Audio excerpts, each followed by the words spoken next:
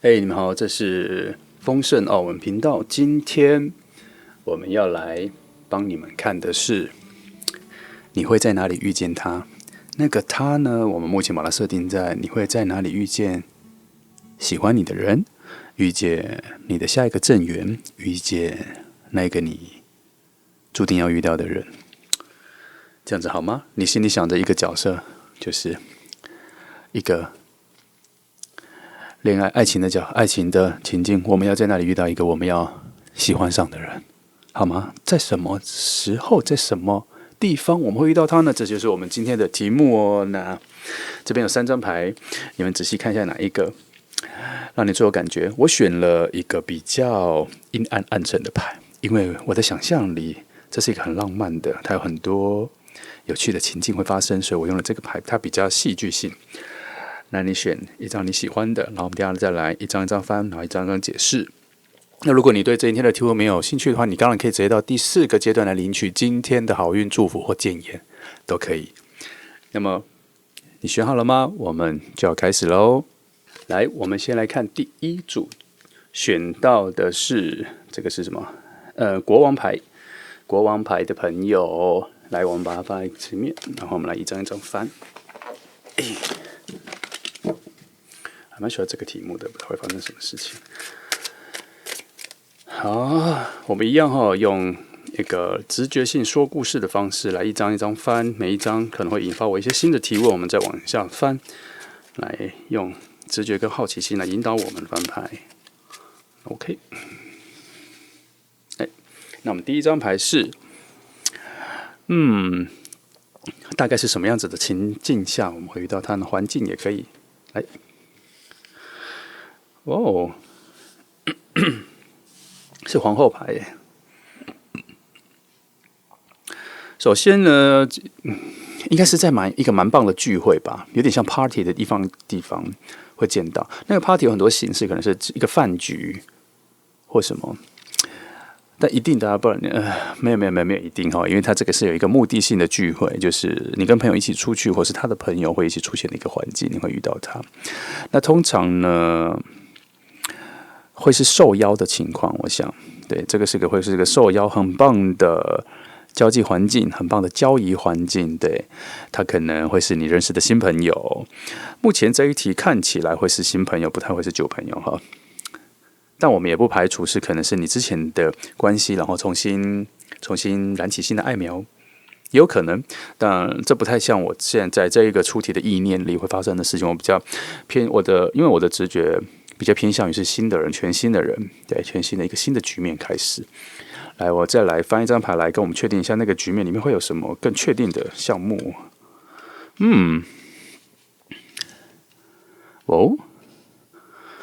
工作场合的聚会吗？主管的邀请吗？因为这场聚会对你来说会算是比较多沉重的负担在里面啦，比较多有一些心里有一些挂碍在参加的一个聚会，不算是一个 happy 心情去参加的一个聚会，或是这里面所带来的复杂性跟沉重性不一定是工作，可能是你可能本来不想去，然后后来被拖去的，也是有可能啦。那表示说你近期会参加一些聚会，然后你会遇见他，所以你可能不要拒绝各种的邀约哈，都去一下吧，因为他可能会有一些让你感觉不好的约会，但是他会在那里出现，好吗？那我们再来抽第3团，再来确定一下整个那个环境的一个立体程度。看吧，果然是个聚会，这是个聚会啊，而且是你跟你的好朋友或什么的各方面大家一起聚会的一个场合，里面有蛮多你认识的人，但里面也有可能会出现你的前任哦，要小心。或是本来就跟你有一些感情关系过的人会出现哦，因为这张牌带来的是一种跟大家分享的一个环境里，那里面这张牌代表的所暗示我的没有说太多陌生人，是蛮多熟人的，那朋友的气氛有点少，有些情感瓜葛在这里面哈。所以呢，你去那个场合有很多你认识的人，而且是蛮熟的人，跟你有一些瓜葛的人，那当然，那一个新的人会在那里哦，注意一下，不要被这些东西分心了。好，我再帮你抽一个啊。那个人如何呢？那个人如何？看起来如何？哇，看起来很棒呢，是圣杯10，是个会让你很满意的人，会让你心情喜悦的人。他有达到，他有很多你喜欢的东西，你很快就会注意到他哦。如果他出现在你面前，你很快就会注意他，他会吸引你的目光。他会吸引你的目光吗？哇哦，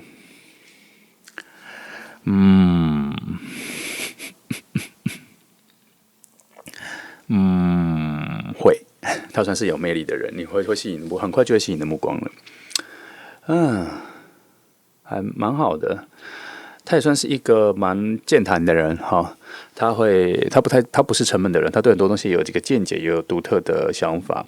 你跟他聊天不会沉闷，反一下，你跟他聊天不会沉闷，你跟他在初步合得来吗？可以。目前你们可以聊到一些有趣的话题啦，而且你们好像有一些共同点会出现哦。所以当你出去参加一些 party 或是聚会的时候，不管是那个场景是你受邀还是被拖去的，都试着跟大家聊个天吧，因为这个人就藏在跟你有共同话题的人里面耶，而且会蛮顺的，他对你给你印象会蛮好的。你遇到他的时候，其实整个情况都还不错。你很快，我相信如果你特别敏感、特别注意一下的话，你会发现是这个人。如果你今天来抽牌的话，会出现这样子的人。会出现这样子的人的话，来从另外再来量出一个空间来抽别的哈。他大概，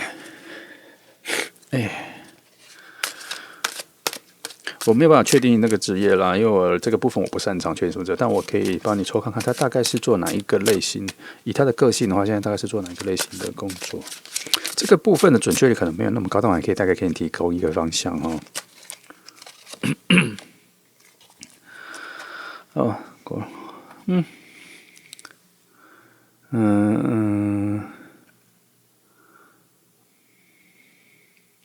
我觉得这个问题我重问一下，不要直接去指定他的工作，这实在太难界定一个人的个性或品质了。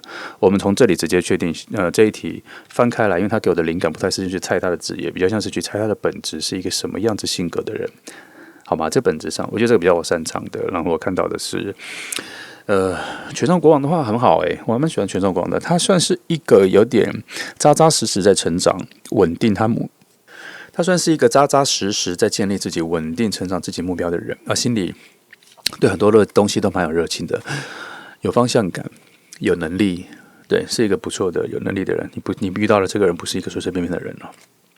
那这个人对感情，他之前的经历跟他的观念、价值观，就是一般来说三观比较正确的吗？哇哦，他是一个能够跟大家都建立很好关系的人。然后大家对他的印象也都蛮好的，大家对他的第一印象，拉还是第一印象都蛮好的，表示他其实蛮能够穿梭在各种复杂的场合里了。大家对他的评价都还不错，初步的评价都还不错。那表面实质的评价呢？各方面他已经有做这个问题问一下，他对自我的满意度如何？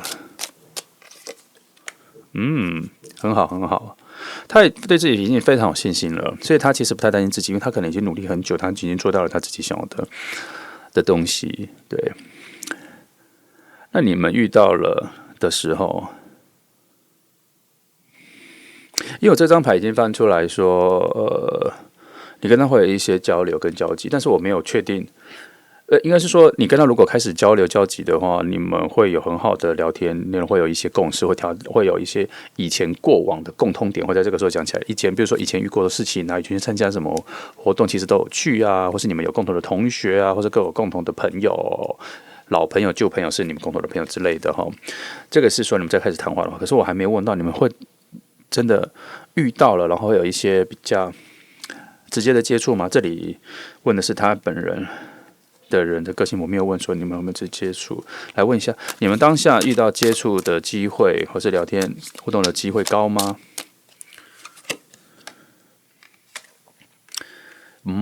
我觉得要看运气，当下可能有很多事情要做，就是你们可能要各自要应付的人蛮多的，因为我看到了五个杯子，五个杯子就是他其实他不在这里，有点像是犹豫选择的概念，就是在里面犹豫选择不太什么，这里给我的讯息是这个，所以当下的话可能会有点混乱，他也在忙自己要交际的方向，你也有，但可能会有点分心，你可能会不太确定谁是谁哈，但是你会在某一个场合，你会特别发现这个人的存在吗？OK。9分有呢，他因为已经2张牌告诉我，他其实算，因为10跟9都出来，他算是一个蛮耀眼的人。你会发现哦，你会发现他，所以我建议你，如果你近期去哪里参加什么活动的时候，如果看到有一个特别吸引你，你觉得特别一直在吸引你目光的话，你可以自己主动去跟他聊个天。也许他可能因为以现在牌看起来，其实他要应付很多事情，他可能没办法那么快就注意到你的存在，因为目前这一个。牌面出现的是，你需要主动一点，然后他会给你蛮好的回应，对不对？那个机会你可能要自己去创造。我来再问一题哈，以这一局来讲，我们提问者应该是属于被动的角色还是主动的角色呢？哦，你要主动哦，你是主动的角色，你主动一点哦，因为这个局。看来是要你自己去创造的，对，它会出现，所以你可能要放开一点你的观察力跟敏感度去分析一下这个人出现在哪里，要多跟别人谈话，看看有没有某一个人跟你有一些很特别的交集，那个交集范围可能会在于不是只有现在，你对他不会有陌生，你会对他有一种过往的熟悉感有出现，然后你们会有共同话题哦，你们的兴趣各方面有点雷同，有点交集，对，不算是牵连太陌生的一个人。来，我再帮你翻一张牌哈。你们，我不知道我的目标是什么，直接翻开来看他给我什么。哦，这个皇后，好，放这是 OK， 这个，我觉得你在最近的一些活动，你可以多多展现一下你的魅力，跟你一些柔软温暖的地方，去多跟别人聊天，对，然后算是去探索一下这样子的人啊，就是跟你话题还蛮吻合的人，去探索一下，多聊聊，对。然后你可能会引起他对你更深的兴趣，也许不会是当下，也许它是一个很好的起点，会让你们往下发展出。因为有些其实有些时候会一个情感的发生啊，它不代表它不见得是在当晚。或是当下的饭局，会让你确定出一个情况，它可能会它可能有2种路子，一个路子就是说，这个人他对你印象非常深刻，可是当下因为太多事情分心了，他不会马上给你做出反应，然后他会在回家之后，慢慢的安静下来之后，才会发现说，其实当晚或当天那个饭局对他来讲印象最深刻的人是你，然后他会想尽办法去，也许那天没有联络电话，没有办法留了什么，他会去问朋友什么都，他会反过来去找你这样子，然后你们的关系就会联络起来。那也有可能另外一条路子是，这只是第1次的约会，可能到第2次或第3次的见面之后，印象重重叠起来加深之后，他就发现你每一次都在他眼前亮了起来，他没有办法忽视你，之后他就会开始主动了。所以这才是说，今天这个牌告诉你说，你可能要多一点主动，就是说你要开创你自己的新局面，然后你会在 party 里遇到这样子的人。当然了 ，party 这个广泛太大了，但是确实这副牌就告诉你说，你会在比较多的跟人接触的环境里面会遇到这一个人。我再看一下这个环境里的复杂性高吗？还是只是共同圈朋友的聚会小小的？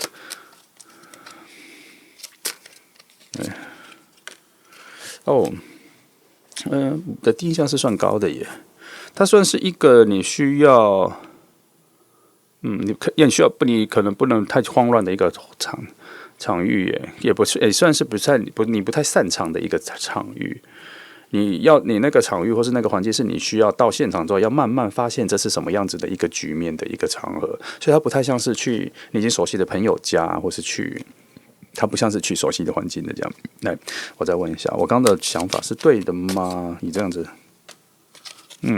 算是，但是他的提醒有点保守，这个想法是有点保守，所以应该确实是不算是一个你熟悉的环境，可能要再更复杂一点，对，可能会是去酒吧或什么去，完全会有更多陌生人穿梭的地方，然后你们可能只是一小群的一群人，所以你可能要在你的朋友范围和你熟悉的范围里面多跟人家讲话，让他出现。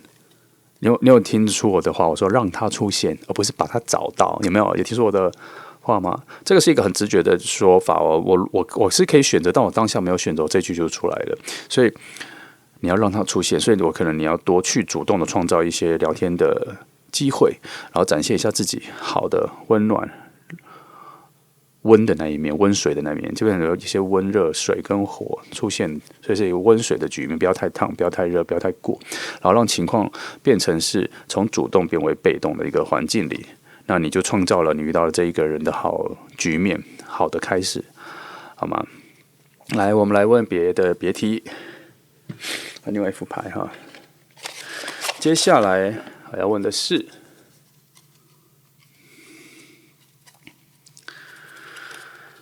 嘿，这个遇到他的这个局是3个月内会发生的吗？3个月内是近期会发生的吗？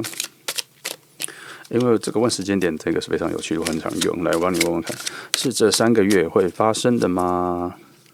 直接抽。机会没那么大但好像又有。他这张牌告诉你说，我们看一下，我们看看这3个月会不会有，看看。不要！我要再抽一张牌来告诉我上一张牌到底在讲什么。还是一样，看看整个局面还在复杂中。3个月问的有点复杂。我再拉远一点了，但拉远一点准确度会降低就是6个月，我最多就只能大概帮你抓看6个月的情况。来，半年内这个局是在半年内会出现的吗？有啦。这个牌是告诉我说有啦，因为又出现这一样啊，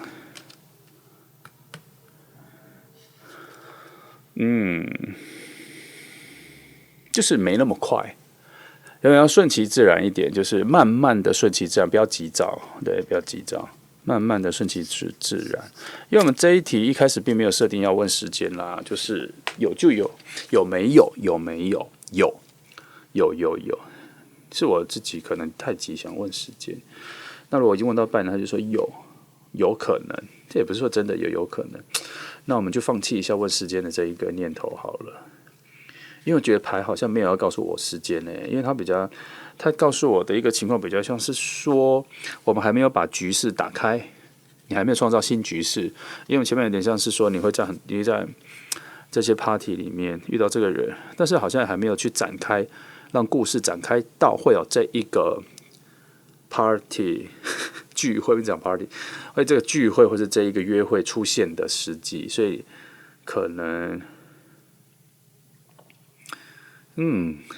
还要再慢慢的往下发展出去。不过我们有看到一件事是，你可能要多展现一下你个人的，你要主动去创造那个人际关系的那个。枝叶要自己先打开来，才会连到它，好吗？那来给他翻一下，有没有什么建议哈？就是遇到这个人之前、之后，我们一根翻2张，之前、之后，很合理的牌。在遇到他之前，你可能会不安啦，很多各种不安、不确定、未知性太重了。当然，这很合理，不可能有什么荒谬的解释，确实是这样说，没错。月亮牌，那你遇到他之后呢？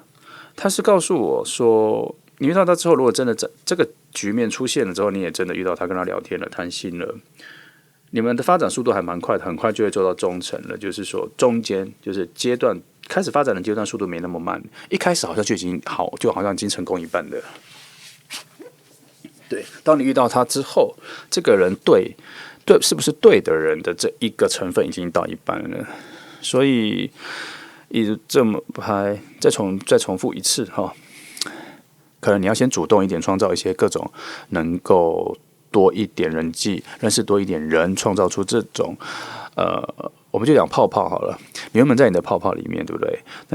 那他可能在别的泡泡里，我们要怎么让这两个泡泡连在一起的时候，是要一直推着你的泡泡去创造别的泡泡跟别的泡泡粘在一起变成一个大泡泡，然后再从别的泡泡再粘一个另外泡泡，再变更大的泡泡，这样。所以你要再主动一点去推动你的泡泡去粘到别人的泡泡，比圈到之后，你会粘到它的泡泡，它就会在你们这个泡泡里面出现之后，那这一个局面就会出现了。那这个局面出现的时候呢，我们刚刚前面讲的这个很容易吸引你到你的人，很亮的人，跟你有共同话题的人，会慢慢就浮现在你眼前。到时候你会发现，对。你会比较在这个局面，你会比较主动，好吗？所以选到第1号牌的人，塔罗牌给你的建议就是，这个局你要自己去创造一下，主动创造一下。他在那里等着，等着被发现，等着他被发现，而不是你去把它挖出来，是等着他被发现。对。他虽然目前看起来算是比较主动，但是如果你遇到他之后，情况会完全反过来啦。好。但也不能说反过来，因为我脑袋预设的有男女画面，这样不太好。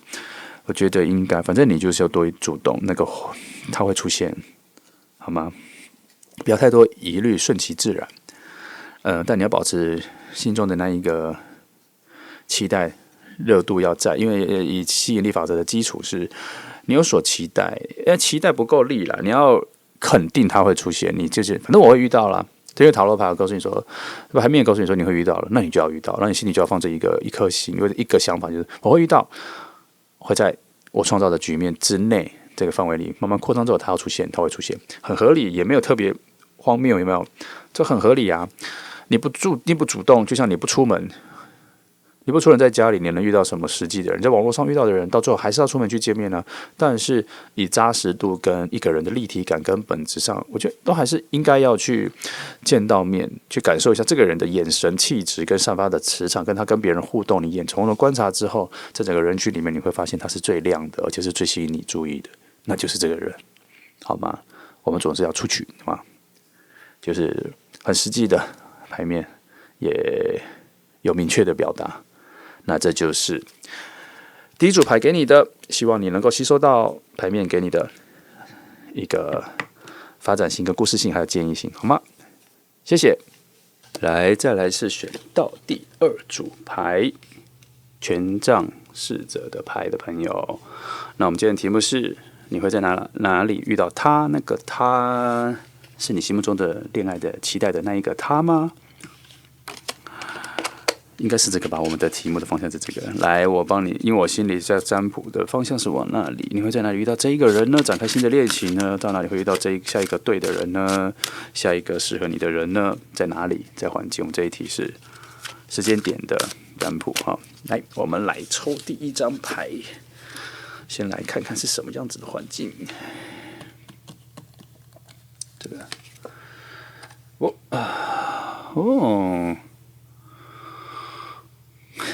是一个很有气质的环境吗？因为其实这一张牌原本的图是告诉我们说，他找到了自己更向往的那一个方向，而且是有品质的。他抛弃了很多的情感，去找到他已经看中的那一个未来跟下一步走去。但是我们这一副牌呢，它告诉我们的是所谓的艺术面、知识面很高的地方。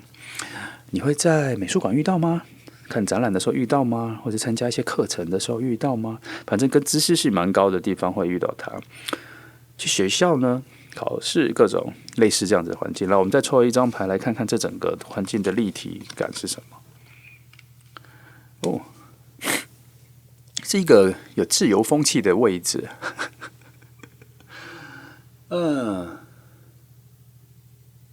凉爽的雨，然后再出现这个凉爽的雨，反正就是一个很自由自在的位置。很多思考性，很多思考的地方。还蛮符合第1个的，美术馆算是啦，参加一些座谈会，参加一些课程 workshop 之类的地方，你会遇到他。反正就是一个学习的环境吧。第3张来告诉我们，跟我们确定一下这整个例。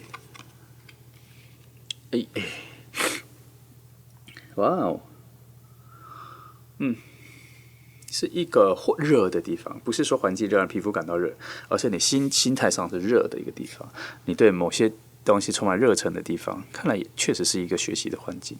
没有你也不会去，你有兴趣的地方，你本来就喜欢的地方，或是你现在就已经在深度学习，非常有你在你的兴趣范围内的知识含量高的环境里，有没有听到关键字？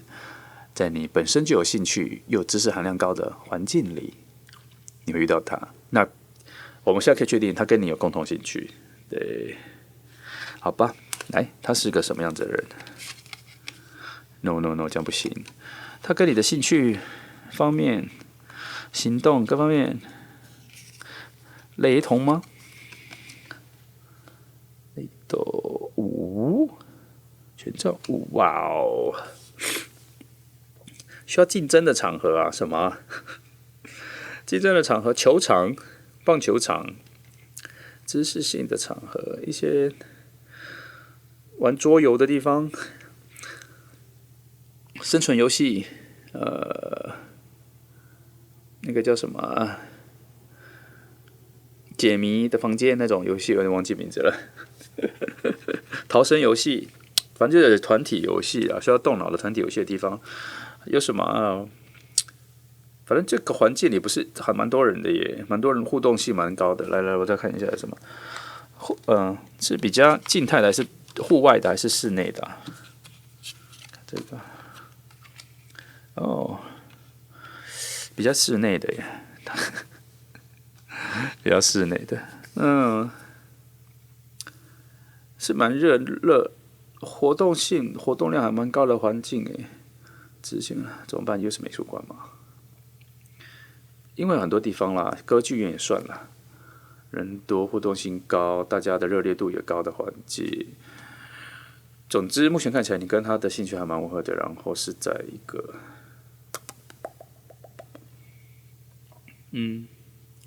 我想要看更多。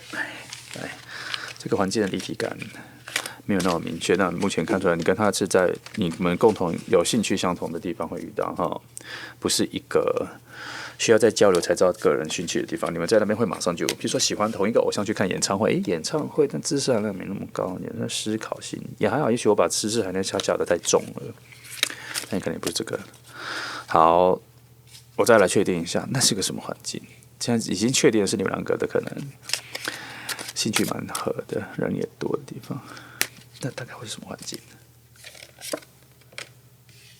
哟，恶魔啊！哇，这可能是你们沉迷啊！来，一样是你们本身就沉迷的一件事情。打电动、电竞、打篮球、户外活动、露营、静态美术、音乐会，有没有听到很多事情？大概就这样。恶魔牌出现的时候，只告诉我说这是你们沉迷的事情，你们两个都沉迷，表示在就强化你们两个的兴趣相同，所以他可能会在你们两个人的共同兴趣的一些活动场合的时候，你们两个会遇到，会遇到，你会在这个地方遇到他，已经不是共同话题的问题，你们都已经是喜欢同一件事情的人了，对，好。这个很难，我觉得我没什么要问下去，因为已经找到答案了。你会在你原本喜欢的地方会遇到这个，你原本就已经有常去的地方。来，常去的地方吗？你们常去的地方遇到他吗？然后是，你会在你原本的世界里遇到他，你会在你原本熟悉的环境里遇到他。所以你不需要再去挑战一些新的环境，去多也不用去认识新的朋友来去开拓你的环境才会遇到他。没有，他已经在你的习惯的环境里了，你原本生活里，只是你还没有碰到他，或是你还没有注意到这个适合你的人在附近。来，我再帮你扩展一下，我用人机构，他是你的朋友的朋友吗 ？No， 这是全新的朋友。他是你全新的朋友啦。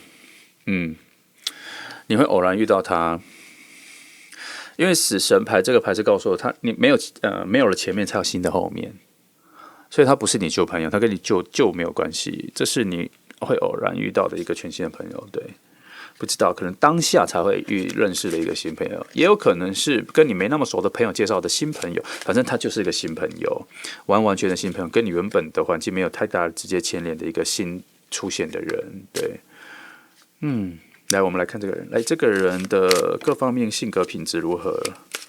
因为环境我们已经探索完了。哇哦，他是一个蛮为别人付出的人哦。倒吊人牌，他很多解释，他不是只是一个心灵困局的。目前这牌这个是，他是一个比较不会先为自己付出的人，他比较在乎先为别人付出。来，我再翻一张牌来确定我这个想法。没错哦，他比较愿意为别人付出哦。但这个设定上可能没有只是爱人、朋友、家人，他就是喜欢。他的快乐可能比较建筑在为别人啦，嘿，这里是你可以多注意一下这样子的人，就是很喜欢服务大家，很喜欢帮忙大家，很喜欢不喜欢当主角哦，这不是主角牌，他不太喜欢当主角，他比较喜欢当辅助型的个性的人，对，你可以仔细看哈。看起来这个人算是一个蛮有安全感的人，他比较有一种老二性格，他喜欢当配角。他喜欢在后面当观察者之类的这样子，但他还是很愿意为别人付出，但他不愿意承认是主角。对，来再看一下，再翻一张，看这个人的品质，不是什么品质啊？我们想要知道他，我们要扫描一下他的内心灵魂。八的话，他其实他蛮活在自己世界里的。不过今天这个牌，我看起来你们两个都是蛮活在自己世界里的人，因为他这个牌有一个往，就是宅的讯息出来，有一点就是蛮能享受孤独的牌。然后当你们遇见的时候，我觉得你们可能是能够彼此了解彼此心灵缺陷的那一个人会出现。我突然有一个直觉，这是个 soulmate 的出现吗？我要确定一下，这个 soulmate 出现心灵联系的连接强吗？看一下4、9，我觉得你们两个情感面都蛮复杂的，可能都是因为自己活在自己的世界里。不过我的看到这张牌的直觉有点像是你们两个是个性雷同的人。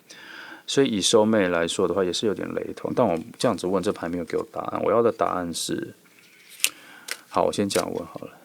如果你们两个确实是有一点 twins 性格，就是可能是雷同的人，都快接近双胞胎的人，然后当你们相遇的时候，你们两个能对彼此产生很棒的支持跟辅助作用吗？有，所以确实是。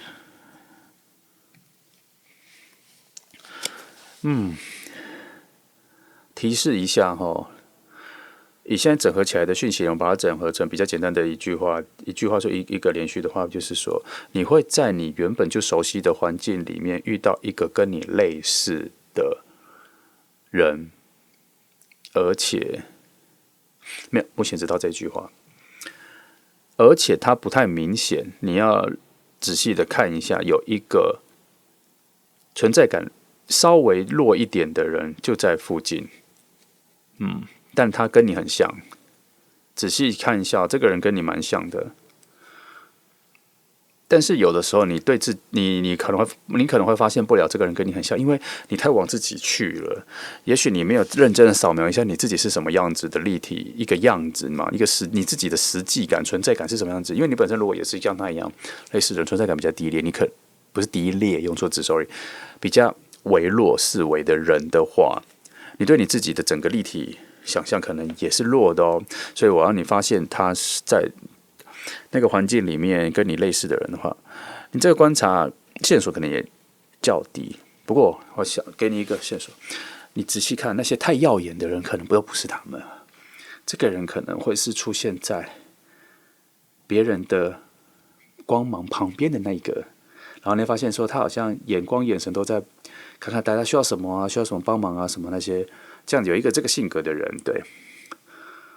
然后你再看看你跟他共情是不是，你也是这样子吗？你这个近色的感觉，你也好像也是这样子的人的话，那你们会在某一种情况，两个人会做雷同的事情，然后你们两个会遇到，会触碰到。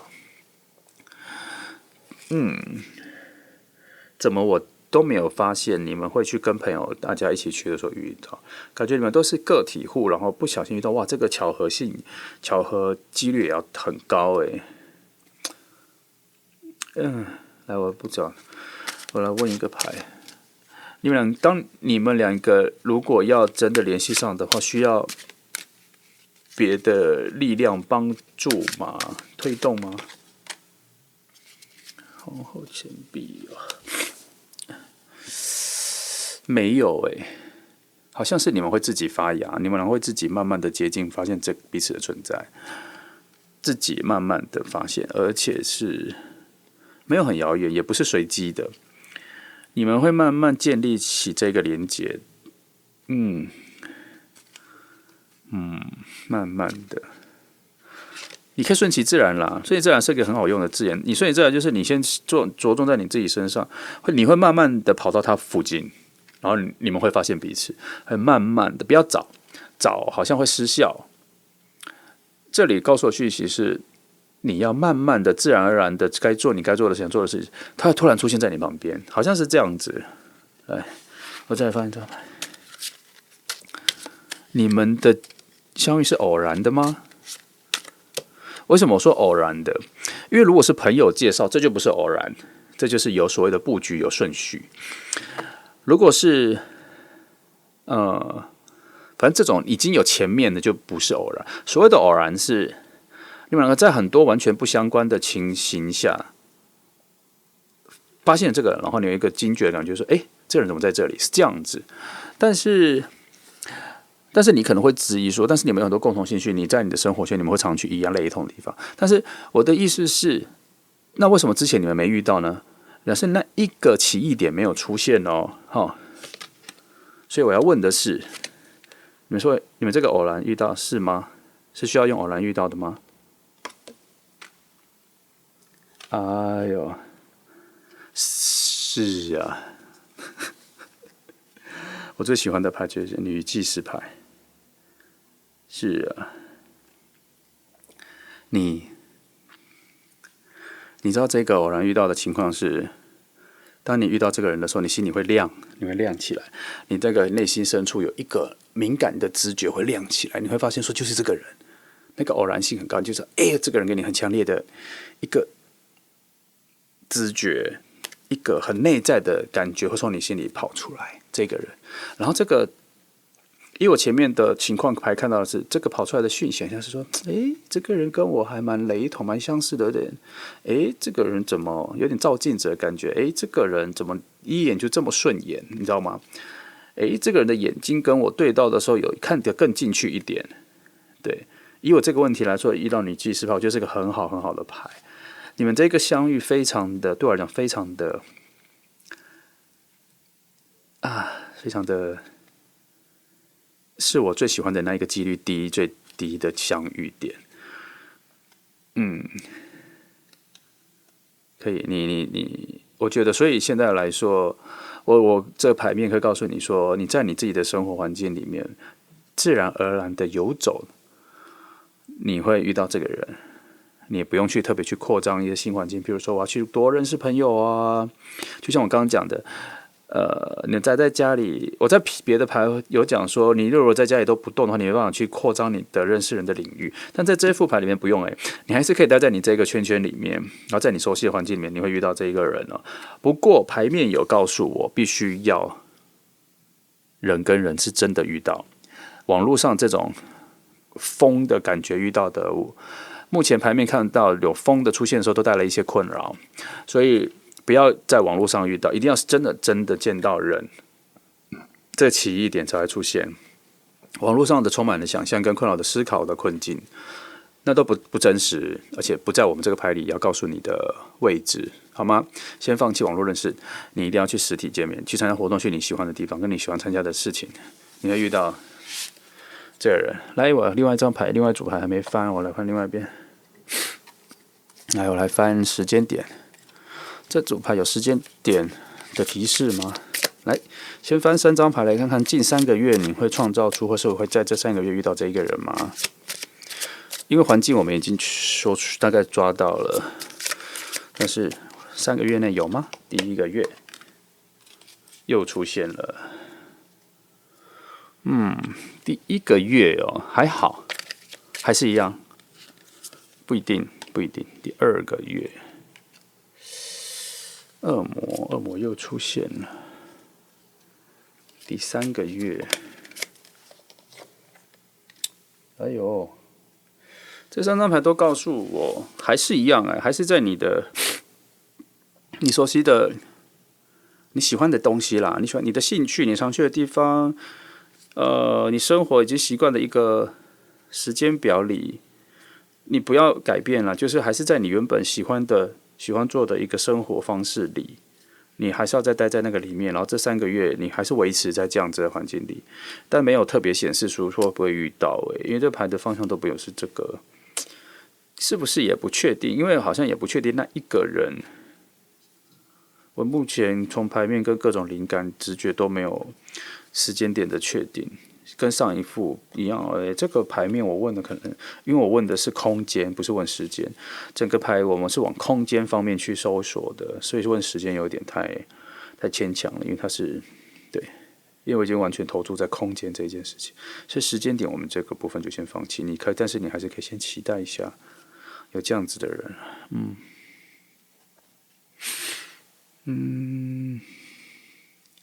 好吧，我多问一个，这个人现在如何？现在如何？包括他现在过得如何？他现在情况如何？怎么这样子？我们来好奇一下哈。不错啊，他现在这一个人，整个情况、感情跟各方面都是很丰沛的，心灵也是很富足的，表示这个人是不寂寞的，他很满意自己各方面，而且他在一个全新的局面，在一个全然纯净的局面里，现在这个人的状况非常好。然后再看你的第2张。他确实是在一个很不错的国度里，这个国度是他自己的国度里，他现在好好的待在里面，没有希望有太大的变数，他现在很满足，对，也没有特别，可能之前有努力过了吧，已经达到他想要的目标，现阶段目标他是心满意足的，难怪他会有一个心理富足的牌。来，我们再看一张。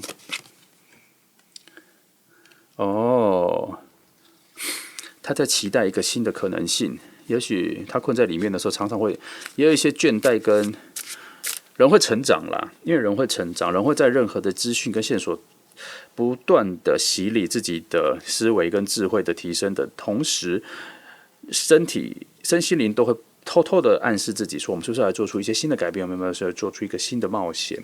对，所以愚人牌出现了。愚人牌出现的时候，恰恰就证明了他现在在一个很好的环境里坐着待着，不想动。他现在是处于一个满足的状况，所以现在遇到这个人好不好我不知道，因为我们只是好奇问问这个人现在情况好不好而已，让你有一个想象。好的，我觉得这个牌差不多了，已经告诉你一个方向感了，希望你刚刚可以吸收。我们做一个小小的整理，就是你不用去扩张你的生活圈啦，或者你的朋友圈、交际圈，你在你现在现有的里面。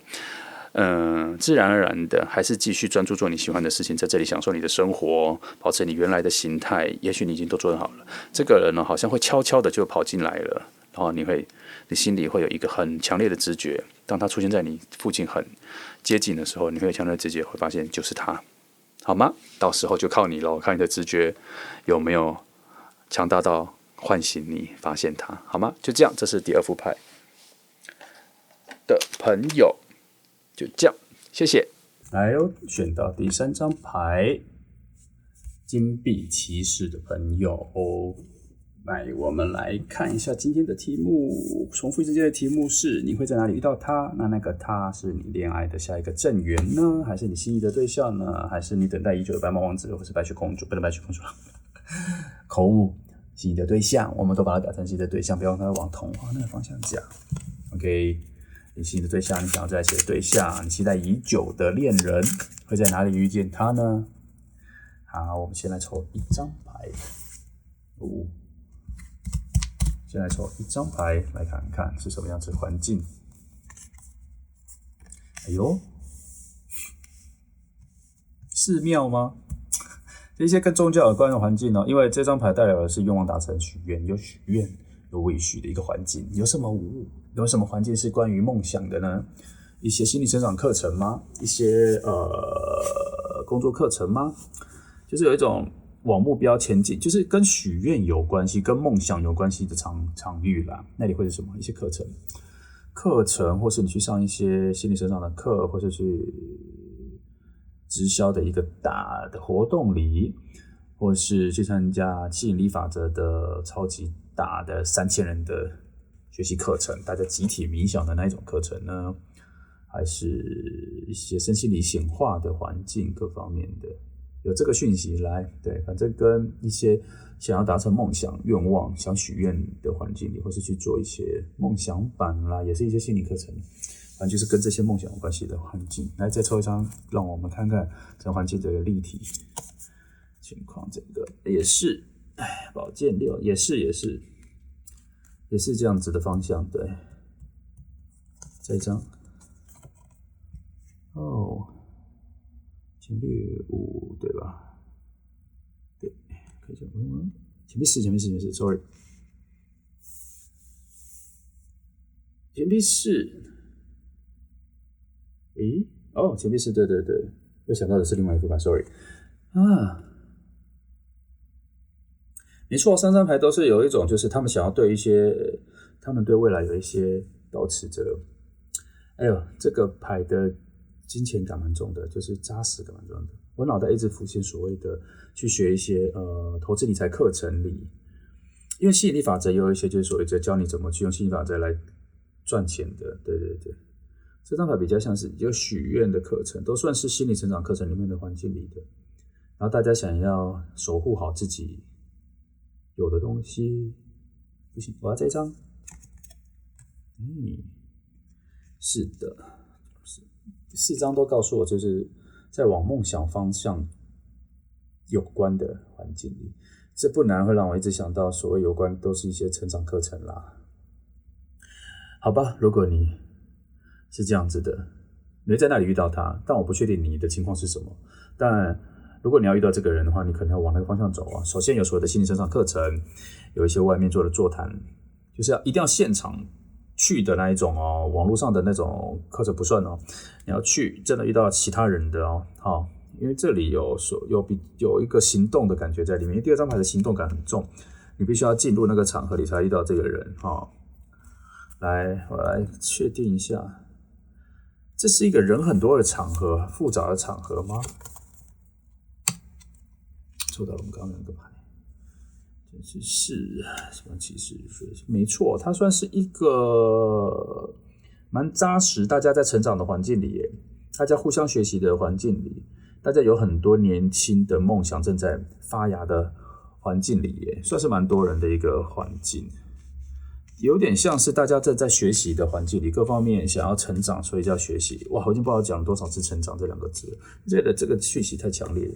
它算是真的是一个学习的场合里，就是大家是有目的而来的，想要提升自己现在的现况的，但不是从谷底翻上来，而是大家都已经觉得不错了，然后想要再往上更进阶的一个环境里，可能是在因为物质面可能有些匮乏，想要得到一些更好的物质提升，或是心理面已经充足了，但是实际面讲反了，就是物质面已经充足了，但是精神实际面还是不够提升的时候，他们大家想要去这种有点梦想显化的一个方向去学习、去参与的一个环境里，你要遇到它，你要到这个环境里才能够遇到哇，这是一个另外一个国度里的环境里，不知道你有没有听懂？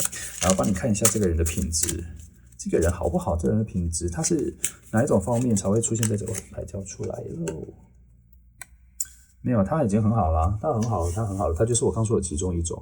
他生活物质面跟环境面都已经蛮充沛的了，但是他需要的就是心理的，因为这张牌有月亮啊，这张牌在另外一个牌组里不会出现，在这个牌组里面出现月亮，告诉我说他心灵面的空虚面需要某些补足，所以需要有心理成长、灵性成长的东西。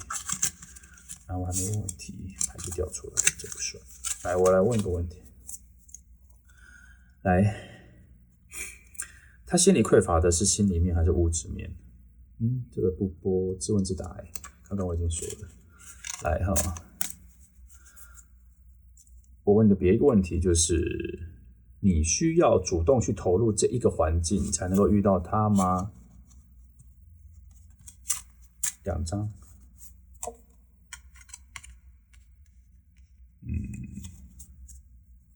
不用。那还是你已经原本就在这个环境里了？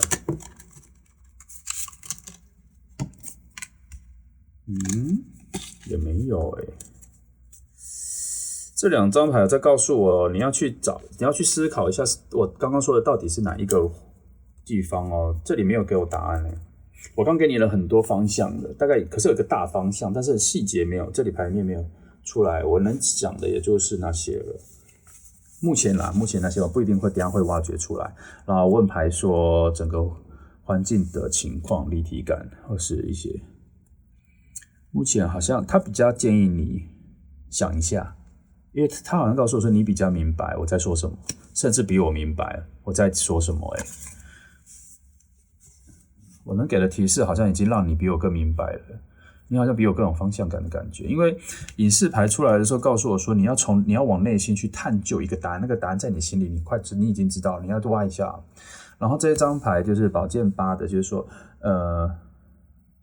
你闭上双眼，往你现有的东西去，因为它其实有一个固步自封，封闭自己，不外接受外受讯息。可是这里的讯号是因为你不需要，所以你内在有，你需要靠你自己去用隐士牌的讯号告诉你，你要去挖一下我刚刚说的这些讯息组织起来到底是什么样子的一个环境。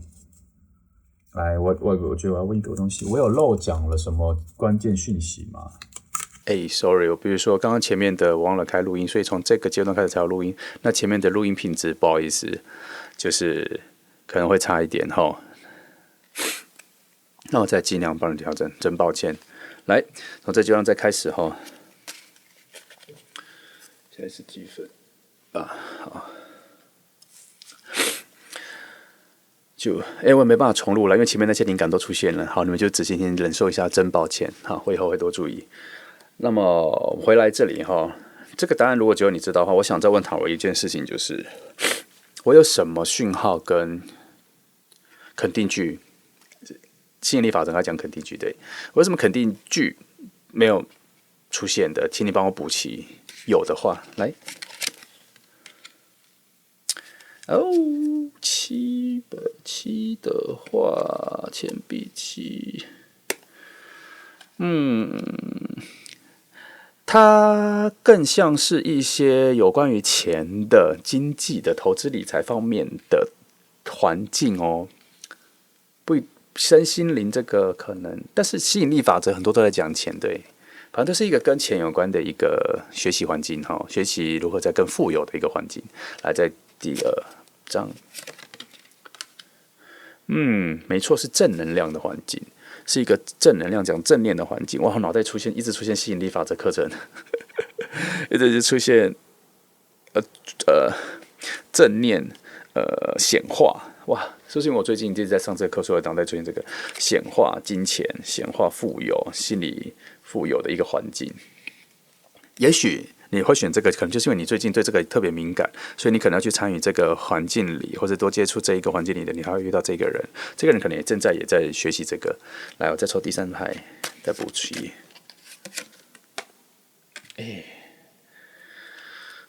女皇牌，没错，这个富足感很重，确实是在往那里去。你们要往的是物质面的富足，物质不是精神面的。精神面，目前精神面的是走向所谓的找寻探索，而不是去补齐、去补足，不是精神粮食面的这里牌面没有这个东西，所以可能物质面的探索。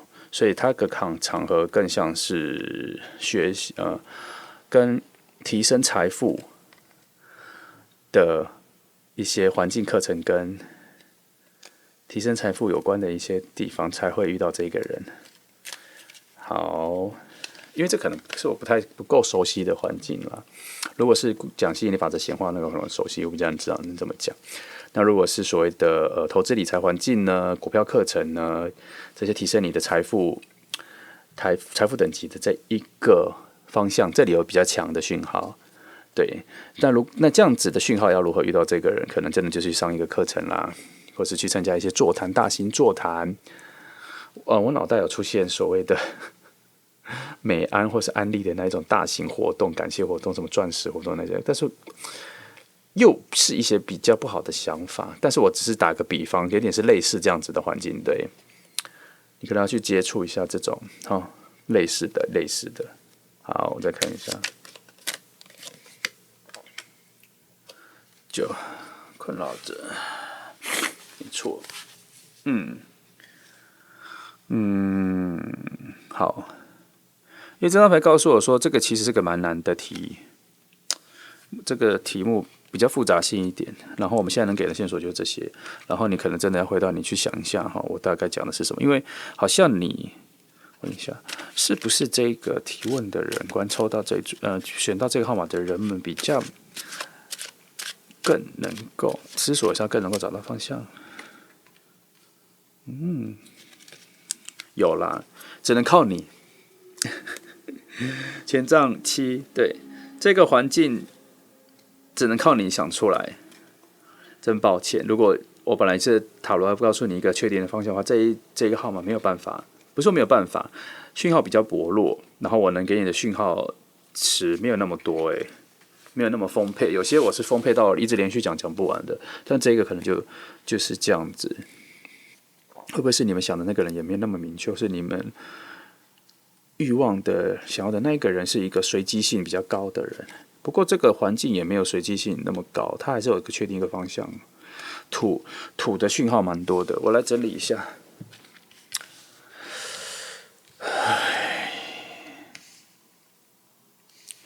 烽火。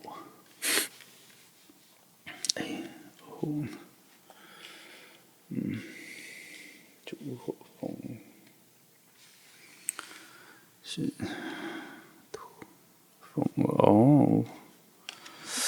土风风土，这就是个风土正牌的风土牌，这是一个理智的牌组啊。心灵成本比较低，这是一个蛮实际的牌组。目前投资理财，财富成长，梦想达成这个方向的领域的浓度很高，你必须往那个方向走，才会遇到这一个人。看来他也在追寻这个，或是他擅长这一块。或许你们学到这一副牌的人，你本身就特别关心这一里的这个范围里的人哦。好，所以他才一直告诉我说，只有你才知道我在说什么。怎么会变成是我不知道呢？我这是一个讯息的翻译者，可能我统合这一整个讯息速度没有你们这一组人快，好吧？但我很努力了，你有看到哈？来，我用另外一张牌来给你们一些建议。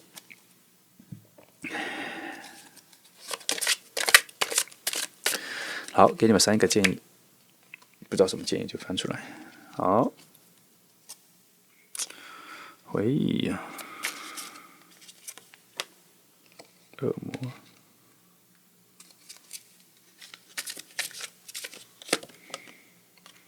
这牌又出现了，类似的啦。好，三组3个建议的话，统合起来比较像是，因为是建议，它不是形容现况，建议你们不要困在原本的思考逻辑里。这张牌告诉我，不要困在原本的思考逻辑里，不要武装起来哈，不要保守，突破一下，不要凭经验去思考。我们刚刚，因为我们这一题有一个环境的地点的确定性比较不足，比较薄弱，但是还是有讯息出来。然后牌面叫你去思考一下，到底这个牌组告诉你是哪一个确定的环境，因为它这个环境可能在你附近，你很熟悉，不太新。我在想。然后建议牌3个建议牌告诉你说，你的思考不可以太保守，不要太传统，不要以你现在所有你有的经验跟偏见去思考你这个，要找出一个奇异点，就是特异点。也就是说，我打个比方啦，你喜欢吃甜的，你可能要往酸的方向去想；你喜欢白色，你可能要往黑色的地方去想；你喜欢蓝色，你要往黄色的地方想；你喜欢红色，你要往绿色的地方想，才能够创造出一个新的思维来。那你对，也就是所谓的熟悉中找到不熟悉的思维，去重新思考一下这一个自我内心的探索是什么。因为整张牌啊，我看牌组的时候，我会很在意这一件事情，就是说整副牌在靠近最中心的牌是什么？而这整副牌里面靠近最中心的牌是这个，在底下压着，它是隐士牌，它代表的是说自我内心的探索，而且这个探索是具体在内心里，然后你需要冷静孤独起来之后才会发现它的隐士牌。那表示说，因为这张牌出来的时候才告诉我说，即使我再怎么翻的时候，这种环境的形容只有你们自己最知道。当然这是一定的，但是有的时候我会超越你们，或领先你们，把你们那个答案引诱出来，然后你只要跟着我就会找到。而今天的是我落后，就是我反而落后了一下，牌组反而落后了一下，然后这里的提示反而很快就可以把你的答案勾出来调出来了，很快。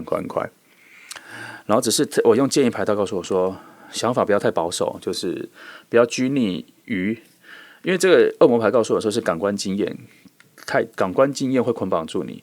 那这里看感官经验跟捆绑同时出现的时候，就表示说你要突破你原本现有的经验，就是说我们不可以用你原本的经验去评价别人。比如说我们看到一个新的事物出现的时候，我们通常会习惯性用我们原本的偏见跟经验，通常都会带一些偏见啦，因为你已经太固定了。但是因为你原有的看法跟经验去做个比较之后，你才可以比较出新旧东西的差异。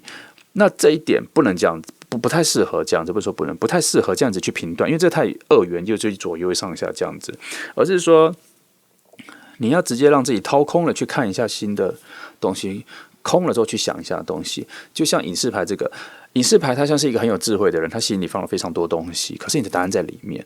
那你不把它掏空的话，你看不清楚对躲在里面的那一个东西。就像他原本一开始躲在这么多牌的最下面，你不先掏空一个东西从内心里面拿出来的时候，你不会发现说，其实你最需要的那个东西，其实就躲在这么多东西的下面。那如果你用你原本的经验跟偏见，就像是你内心已经放了非常多珍贵的东西。你没办法，但是这些珍贵的东西，以目前来说，它比不上你现在最需要的那一个东西。你懂这个差异吗？你珍惜你珍贵的东西，可能现阶段帮不上你，你必须要把这些都掏空之后，像你最需要找的那个答案才会出现。就像这副牌，我们想要追寻的是我们在哪里可以遇到它。你心底有一个答案，你知道，比我还知道，对。但是关键点在于，它好像被很多东西盖住了。所以连我们都看不到，对，就是大概是抽象的方式讲是这样啦。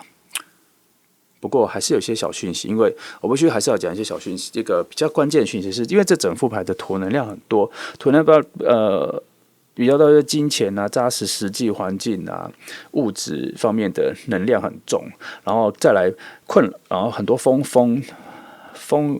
元素带来了很多所谓的分析跟分析逻辑结构的能力，但是这些讯号出来的时候，却反而是都出现在一些困扰牌、思考困境里，所以表示说，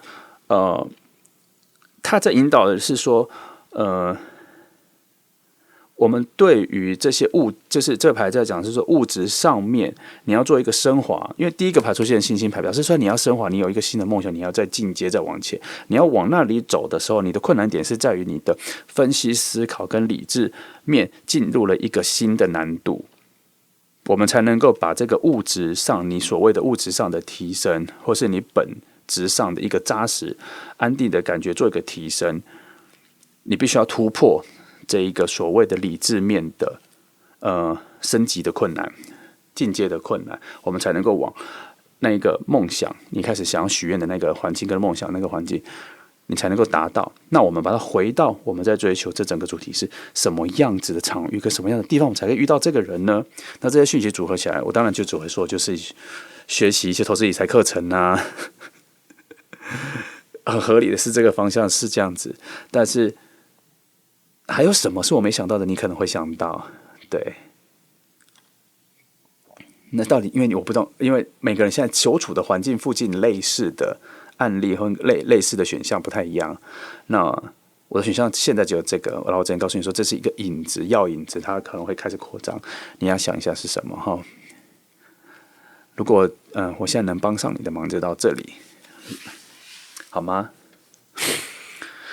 好，那么这就是第3组朋友。我心里还是有一个缺陷，让我们觉得差一点。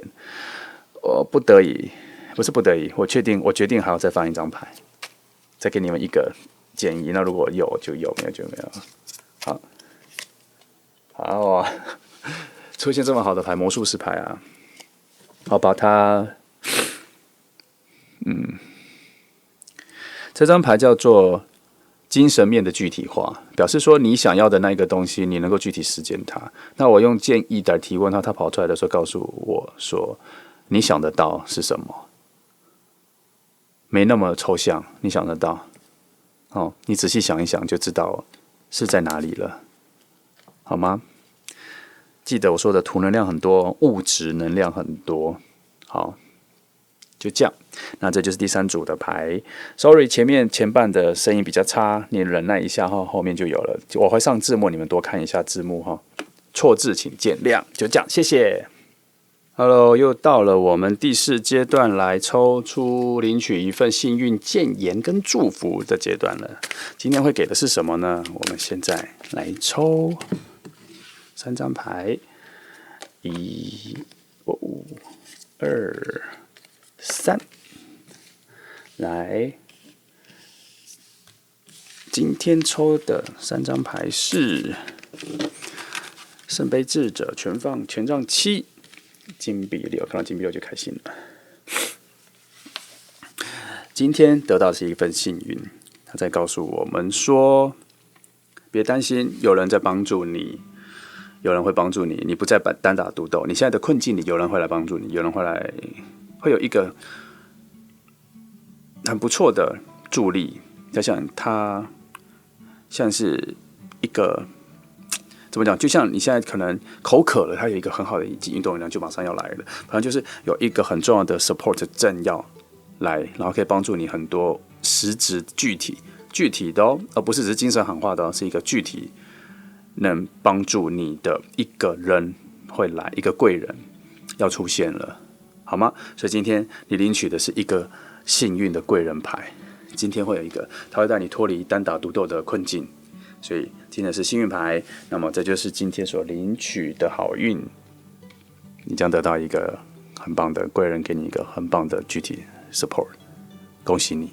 就这样了，谢谢你来听今天的丰盛奥文，那我们下次见，拜拜。